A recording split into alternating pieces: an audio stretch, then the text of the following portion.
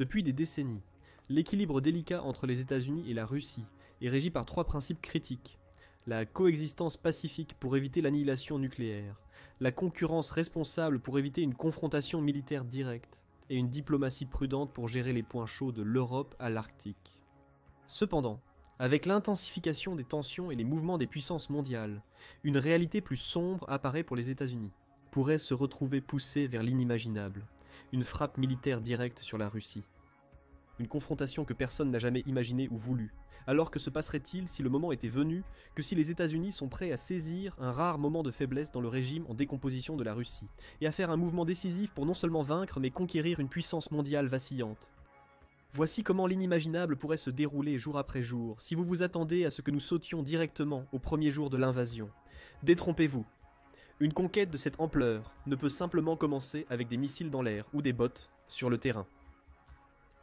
Une tâche aussi monumentale que la conquête de l'une des principales puissances mondiales, peu importe à quel point elle peut être affaiblie à l'instant, nécessite une préparation méticuleuse bien avant le premier jour. Chaque aspect de l'opération, logistique, alliance, renseignement, doit être parfaitement coordonné. Nous commencerons donc la vidéo en examinant le réseau complexe de planification qui précède toute action militaire. Aujourd'hui, si les États-Unis envisagèrent d'envahir un pays sur lequel ils ont peu d'informations, la préparation pourrait prendre des mois, voire des années, avec beaucoup d'incertitudes et de risques. Mais c'est de la Russie dont nous parlons. Les États-Unis ont surveillé de près le pays pendant des années, observant ses manœuvres militaires, ses fluctuations économiques et ses conflits internes. Ce niveau de surveillance transforme radicalement la chronologie. Ainsi, au lieu d'une accumulation prolongée, les bases peuvent être posées en quelques semaines. Avec les informations détaillées dont ils disposent, les planificateurs militaires américains peuvent passer à l'action en environ un mois, précisant davantage le calendrier. Bien que nous ne puissions pas vous donner une date précise, une chose est sûre, ce ne sera pas pendant l'hiver. Les États-Unis ont appris des conflits passés, comme la guerre russo-japonaise et l'opération Barbarossa, que la guerre en hiver en Russie peut être une entreprise perfide. Le froid glacial russe peut saper le moral, paralyser la logistique et faire échouer même les meilleurs plans. Imaginons les opérateurs US dans le centre de commandement, au début du printemps, préparant l'invasion complexe de la Russie. Jour 30 avant la mission. Le renseignement est essentiel à toute opération militaire. Cela peut faire la différence entre le triomphe et l'échec total au combat. Et heureusement, les États-Unis n'ont jamais eu de problème dans ce département, exploitant sa technologie de pointe et un vaste réseau de sources humaines pour maintenir un avantage sur un adversaire, assurant ainsi que chaque mouvement stratégique est informé par des données précises et en temps réel. Cette fois, il s'agit d'évaluer les capacités et les vulnérabilités militaires russes. Il n'est pas un secret que la guerre en Ukraine a laissé l'armée russe battue et assiégée, une force autrefois puissante qui est maintenant ébranlée par des défaites écrasantes, des échecs logistiques et un moral en chute libre qui la hanteront pendant des années. Rien que dans les 2 premières années et demie de la guerre, la Russie a perdu près de 650 000 soldats, selon l'état-major des forces armées ukrainiennes. Le pays a également perdu l'équipement suivant pendant la même période. Près de 9 000 chars, plus de 17 000 véhicules de combat blindés, plus de 25 000 véhicules et réservoirs de carburant, près de 18 500 systèmes d'artillerie, environ 1200 systèmes de roquettes à lancement multiples, près de 1000 systèmes de défense aérienne, plus de 360 avions, plus de 300 hélicoptères, près de 16 000 drones et presque 30 navires et bateaux. Il est sûr de dire que les cicatrices de ce conflit brutal sont profondes, laissant l'armée russe non seulement épuisée en nombre, mais aussi fondamentalement modifiée dans ses capacités stratégiques. Cependant, avec la notoriété de la Russie pour l'obscurcissement et la désinformation, discerner l'étendue réelle de sa dévastation reste un défi insaisissable. Les rapports officiels provenant du Kremlin peignent souvent un tableau plus rose que la réalité, masquant toute perte et échec derrière un voile de propagande.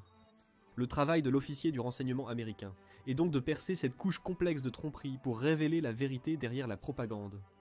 Il est certainement utile que l'armée russe souffre d'un manque fondamental de sécurité opérationnelle. Pour ce faire, les États-Unis enverront des agents de renseignement en Europe de l'Est, travaillant avec des alliés pour obtenir des informations essentielles. Des drones de surveillance avancés tels que le Northrop RQ-4 Global Hawk joueront également un rôle pivot dans cette mission.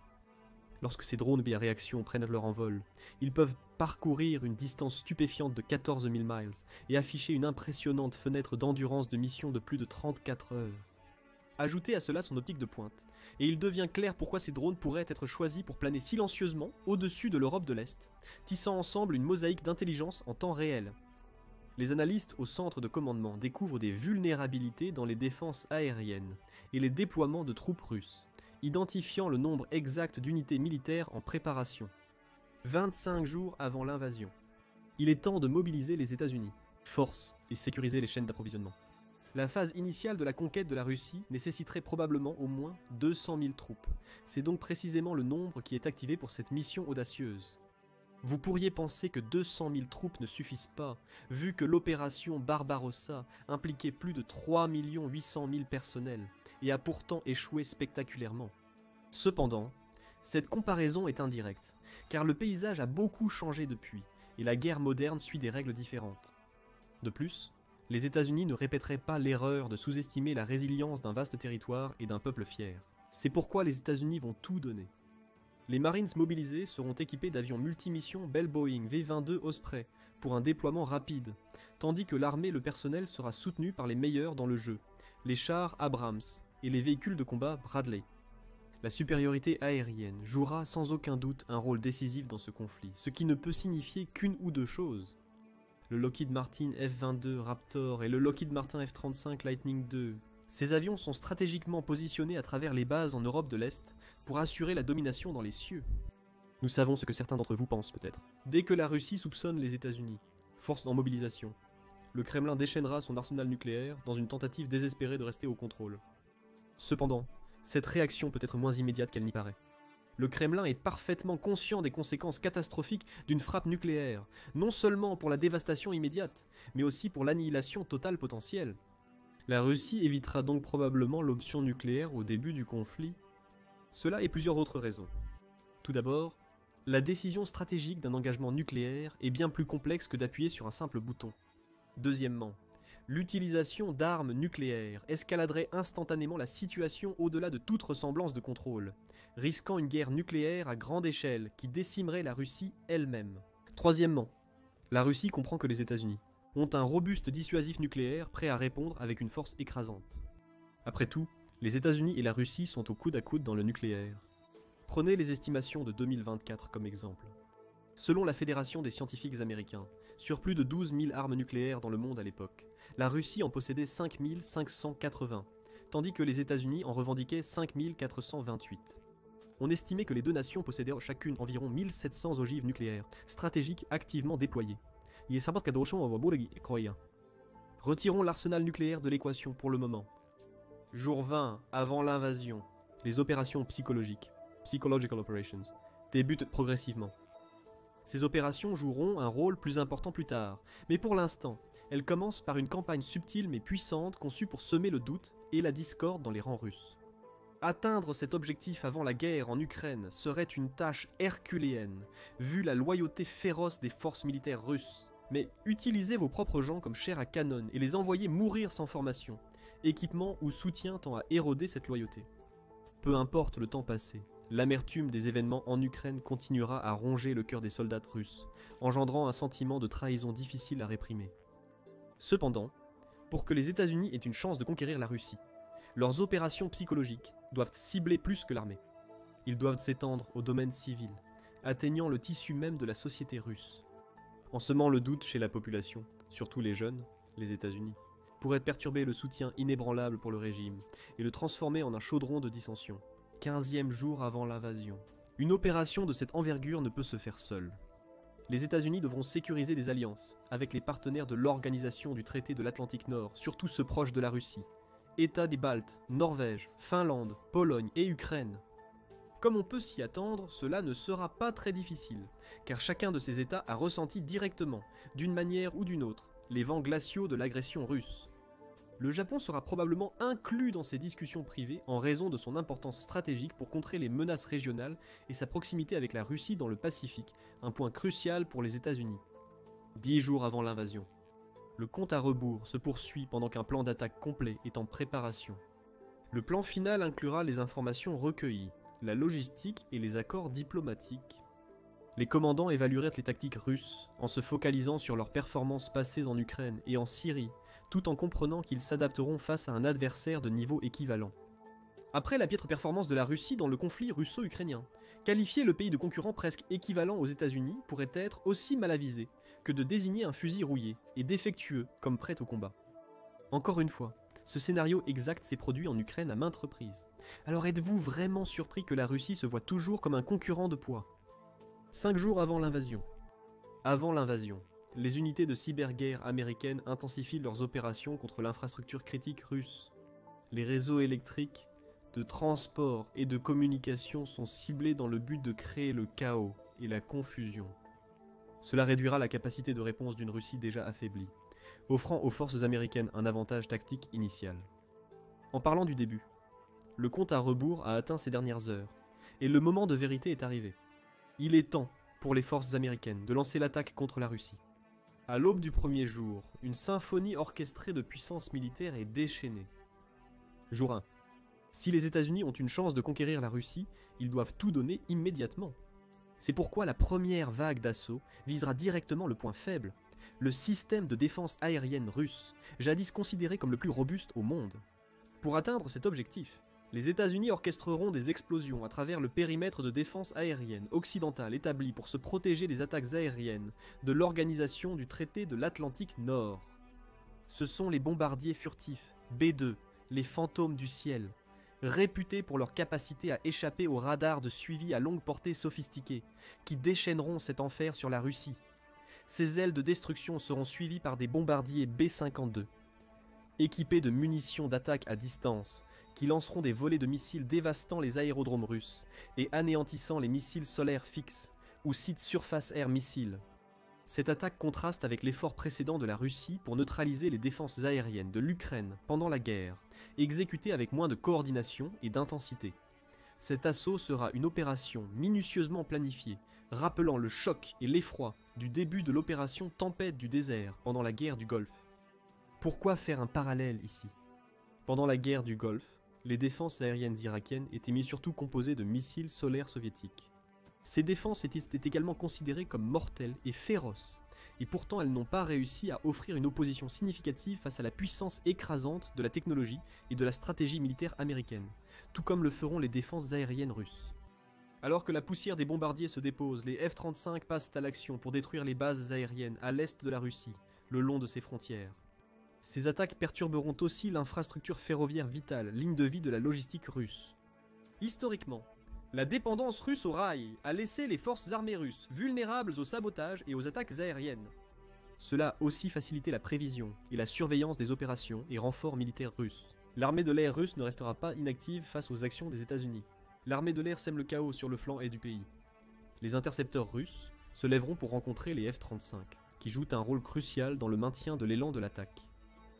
Cependant, quand ils le feront, ils devront affronter les F-22 Raptors prédateurs suprêmes des cieux, qui élimineront les combattants russes des cocoons avec une précision mortelle. Le premier jour ne s'achèvera pas uniquement dans les cieux. Les États-Unis lanceront probablement aussi une offensive terrestre contre l'enclave de Kaliningrad, un geste d'une grande portée stratégique. Comment ça ? Kaliningrad est stratégiquement situé entre les pays de l'Organisation du Traité de l'Atlantique Nord, servant de base militaire cruciale pour la Russie, avec des missiles avancés pouvant cibler l'Europe. En ciblant cette enclave, les États-Unis visent à perturber les opérations militaires russes et à affaiblir sa capacité à projeter sa puissance dans le nord de l'Europe. De plus, Kaliningrad est un hub logistique crucial pour les forces russes, et sa neutralisation compliquerait leur réapprovisionnement et les mouvements de troupes. Vu l'importance de cette région la plus à l'ouest pour la Russie, il n'est pas étonnant qu'elle ne cède pas facilement. L'enclave, de 5830 miles carrés, deviendra probablement un champ de bataille âprement disputé, et sa lourde fortification ne plaira sûrement pas de faveur aux troupes des États-Unis. Jusqu'en 2016, les forces militaires de Kaliningrad étaient relativement faibles. Cependant, d'ici 2021, ils avaient subi une transformation massive. La région, autrefois sous-équipée, regorge maintenant d'armes modernes et de forces bien équipées. Le 11e corps d'armée, avec une force terrestre de 12 000 à 18 000 troupes en 2021, renforcée par des chars T-72, des lance-roquettes mobiles et de l'artillerie, forme une partie clé de la défense de Kaliningrad. Ajoutons à cette présence redoutable la 336e brigade d'infanterie navale des gardes, une unité fortement mécanisée capable de lancer des assauts aériens, et une puissance aérienne composée d'avions Su-30, SM, Su-24 et Su-27, protégés par un robuste système de défense de missiles S-400. Les forces terrestres américaines interviendront donc avec un appui aérien massif. Les chars Abrams et les hélicoptères AH-64 Apache mèneront cet assaut, déchaînant l'enfer sur les lignes de défense russes à Kaliningrad. Les batailles seront brutales mais brèves. Les chars T-72 basés à Kaliningrad ne feront pas le poids face aux Abrams américains. L'opération Tempête du désert l'a déjà prouvé. Même le modèle initial de l'Abrams M1 a surpassé tous les chars soviétiques de l'époque de la guerre froide, utilisés dans le conflit, bien que ces derniers étaient alors considérés comme redoutables. À la fin du premier jour de l'invasion, les forces terrestres russes auront subi ce qui est probablement leur plus grande défaite depuis le début de l'opération Barbarossa. Cette journée marquera le début d'une nouvelle ère et enverra un message fort. L'armée américaine ne plaisante pas. 5e jour. Au 5e jour, l'armée américaine gagne des positions clés à Kaliningrad, détenant désormais environ 60% du territoire. Les frappes initiales impressionnantes de Chokhanov ont permis cette réalisation en portant les forces des États-Unis au plus profond du territoire russe.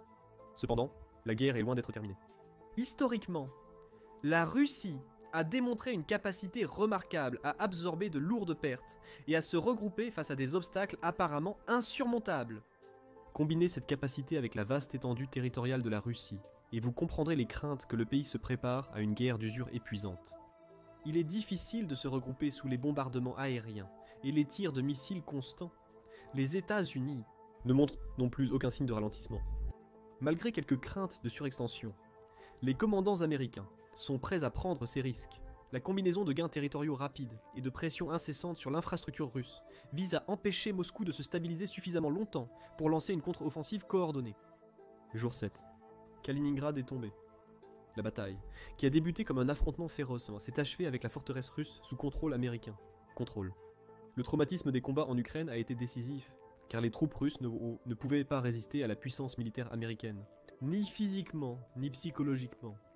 Bombardées d'en haut, harcelés de tous côtés et sachant que les renforts n'arriveraient jamais, le moral déjà affaibli des troupes russes s'est complètement effondré.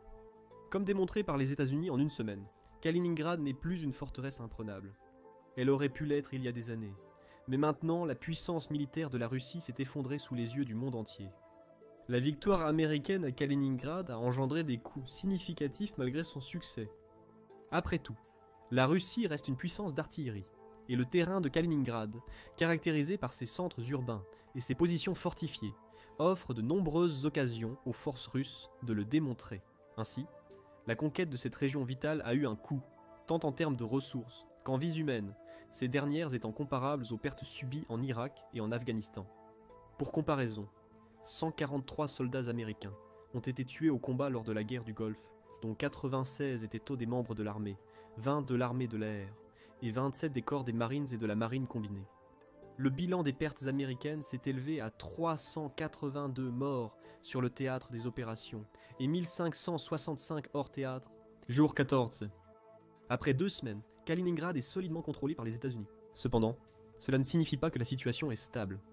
Des escarmouches et des embuscades de petites unités persistent, reflétant la menace constante posée par les restes de l'armée russe, habituée à utiliser des tactiques de guérilla dans le paysage urbain. Cependant, les États-Unis n'ont pas de temps à perdre. Les troupes avancent vers la frontière entre la Russie et la Lettonie. Une ligne de défense balte le long de cette frontière est en construction depuis la guerre en Ukraine, et l'urgence de la renforcer s'est intensifiée suite à la chute de Kaliningrad. Les planificateurs militaires américains admettent que sécuriser cette frontière est essentiel pour la stratégie de l'organisation du traité de l'Atlantique Nord en Europe de l'Est et pour les intérêts de l'attaque des États-Unis sur la Russie. Cependant, il y a un petit accroc dans le plan pour atteindre les frontières baltes. Le gouvernement biélorusse, étroitement allié à Moscou, a été de plus en plus hostile aux mouvements militaires américains dans la région. Selon les renseignements, les troupes biélorusses se mobilisent près de la frontière, craignant qu'elles entravent les forces américaines ou soutiennent logistiquement les restes de l'armée russe. Cependant, ce n'est pas une surprise pour les stratèges américains. Les États-Unis mobilisent depuis des semaines les forces de résistance biélorusses en Pologne, en les formant et en les équipant pour libérer leur pays. Cela écarte la Biélorussie, car au lieu d'aider la Russie, Elle ne peut que demander de l'aide à Moscou pendant que sa propre résistance s'intensifie. Jour 20 et 1. Avec la Biélorussie prise en charge, les forces américaines sont libres d'étendre leur ligne d'opération en Russie, ciblant spécifiquement les régions de Koursk et Belgorod. Koursk vous semble peut-être familier, car en août 2024, l'Ukraine y a mené une incursion transfrontalière, éliminant de nombreux militaires russes par des tirs d'artillerie et des frappes de drones. Si un pays aussi limité en ressources que l'Ukraine peut atteindre ce niveau de succès, il est logique qu'un États-Unis bien équipé et stratégiquement coordonné. L'opération pourrait non seulement reproduire, mais aussi surpasser ses efforts. Alors que les États-Unis occupent de plus en plus de son territoire, le Kremlin est maintenant en état de panique totale, affichant sans équivoque des signes de désespoir. Cette urgence a entraîné une mobilisation nationale, alors que les dirigeants russes tentent de renforcer leur présence militaire et leur défense face à l'avancée des forces. Cependant, la mobilisation n'a qu'un succès mitigé. Pourquoi ? Parce qu'il reste à peine assez de personnel expérimenté pour renforcer efficacement les rangs. La plupart des soldats professionnels ont été perdus dans les combats brutaux en Ukraine, et ceux qui restent sont souvent désillusionnés et hésitants à se réengager, en raison d'un sentiment anti-guerre croissant. Merci aux opérations psychologiques. Cependant, nous savons que le Kremlin n'hésite pas à mobiliser les citoyens par la force. Les personnes âgées, handicapées, les vétérans gravement blessés et les condamnés ont tous été forcés de servir pendant la guerre russo-ukrainienne, une situation qui perdure encore aujourd'hui. Naturellement, cette approche désordonnée conduit à une force mal formée et démotivée, compliquant encore les efforts du Kremlin pour monter une défense cohérente contre les avances. Cela permet aux États-Unis de consolider leurs gains et pertes. Jour 30. Un mois après le début du conflit, les forces des États-Unis ont subi des pertes significatives, avec des milliers de victimes signalées, dont au moins la moitié sont des décès. L'armée américaine a subi des pertes matérielles importantes, difficilement remplaçables en raison de l'incapacité du pays à compenser massivement les pertes au combat. Toutefois, ces pertes n'étaient pas vaines. Au 30e jour, les États-Unis ont significativement repoussé les Russes, récupérant des territoires et s'emparant de positions stratégiques.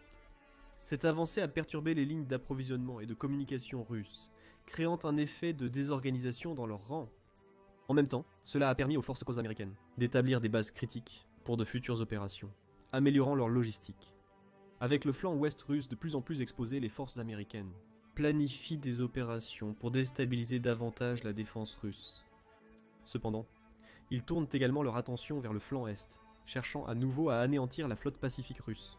Ce mouvement a plus à voir avec l'assurance de la supériorité maritime dans la région qu'avec la simple réponse aux menaces immédiates. Cependant, l'extrême-orient russe n'a pas une grande importance pour les États-Unis, pour le moment, donc la majorité des ressources militaires américaines restent concentrées sur le théâtre européen. Pourquoi ? Parce qu'il sera bientôt temps de viser la cible ultime, Moscou elle-même.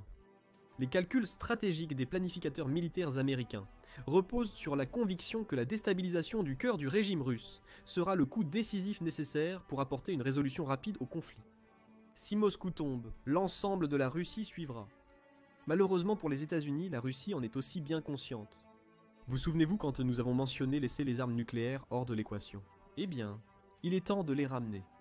Parce que dans ce moment à hauts enjeux, la dissuasion est maintenant au premier plan. Le Kremlin préférerait risquer une annihilation totale plutôt que de perdre le pouvoir et voir Moscou tomber. Dans le pire scénario, les soldats américains n'approcheront pas de Moscou avant que l'ordre ne soit donné de tout détruire, transformant le conflit en une catastrophe qui changera le monde à jamais. En 2019, le programme Science et Sécurité mondiale de Princeton a publié une simulation démontrant comment même un échange nucléaire tactique limité en Europe pourrait dégénérer en un conflit nucléaire mondial à grande échelle. Selon la simulation, jusqu'à 91 500 000 personnes pourraient mourir en quelques heures, et beaucoup plus dans les mois et les années à venir. Un scénario du pire, en effet. Dans le meilleur des cas, les États-Unis auront entre 10 et 15 jours pour affaiblir de manière décisive les défenses russes et sécuriser des positions stratégiques clés, permettant une éventuelle résolution diplomatique avant que les tensions ne dégénèrent hors de contrôle. Pendant cette période, les États-Unis viseraient probablement une autre ville clé, Saint-Pétersbourg. La deuxième plus grande ville de Russie est sous blocus depuis le début du conflit, avec les États-Unis. La marine américaine effectue des frappes ciblées sur les actifs militaires russes dans la ville presque quotidiennement. Cet effort continu pourrait permettre aux États-Unis de capturer la ville, mais les nombreux défis du combat urbain rendraient sans aucun doute cette tâche monstrueuse. Et souvenez-vous, Chaque instant qui passe dans ce conflit est maintenant un pari, et les enjeux ne pourraient pas être plus élevés. Jour 45. Face à une possible escalade nucléaire, les planificateurs militaires américains sont confrontés à un choix impossible. Continuer l'assaut pourrait provoquer une réponse catastrophique, mais battre en retraite signalerait une perte de dynamisme significative et encouragerait les forces russes. Des négociations secrètes ont lieu dans une impasse tendue. Finalement, face à une pression internationale écrasante et à la menace d'une destruction mutuelle, les dirigeants américains optent pour la diplomatie. Le conflit atteint un cessez-le-feu tendu, et la situation est désescaladée autant que possible, les deux parties acceptant à contre-cœur les termes. La guerre ne se termine pas par une victoire décisive, mais par un équilibre précaire du pouvoir, laissant l'avenir incertain et chargé de tensions. La leçon est claire. Il est impossible de conquérir la Russie, même affaiblie, tant qu'elle reste l'une des deux principales puissances nucléaires mondiales, du moins pas sans porter un coup sévère aux États-Unis.